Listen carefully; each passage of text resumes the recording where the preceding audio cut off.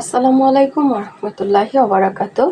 সবাই কেমন আছেন? আমি ভালো আছি আলহামদুলিল্লাহ। তো আরেকটা নতুন ভিডিওতে সবাইকে স্বাগতম। ছোট্ট একটা ভিডিও। আজকে করব হচ্ছে আমের ক্যান্ডি। তো আমগুলো আমার অনেক ছোট ছোট, কিছু করার নাই, আমার ছেলে খাবে তাই করে দিতে হবে। হ্যাঁ, এজন্য আমগুলা কাইটে হচ্ছে আমি পানিতে ভিজা রাখছি যাতে কষটা চলে যায়। আর এখানে আমার যা যা লাগবে আর কি, এখানে আমি হচ্ছে নিচ্ছি বিট লবণ, এটা হচ্ছে আমার বাসায় করা। আর পাঁচফোড়নটাও আমি আগে থেকে কইরে বক্সে ভরে রাখছিলাম আর কি। আর আছে হচ্ছে চিলি ফ্লেক্স।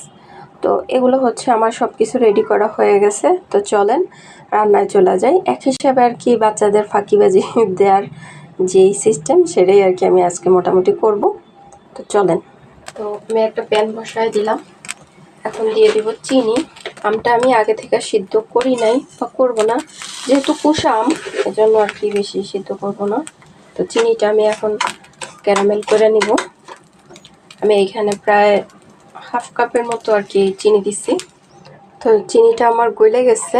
ক্যারামেল আমি অনেক গাঢ় যে ক্যারামেল করবো তাও না, ক্যারামেল হয়ে গেছে। এবার হচ্ছে আমি এই পর্যায়ে আমগুলা দিয়ে দিব।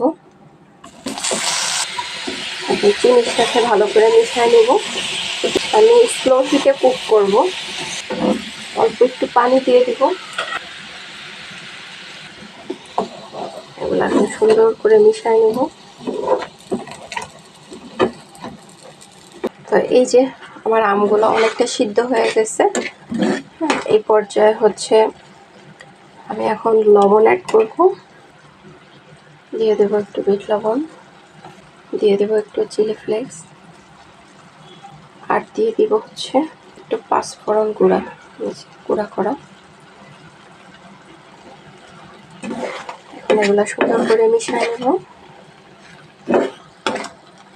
আর আমগুলা কিন্তু সুন্দর একদম সিদ্ধ হয়ে গেছে, আর চিনিটাও একদম সুন্দর মাখা মাখা হয়ে গেছে।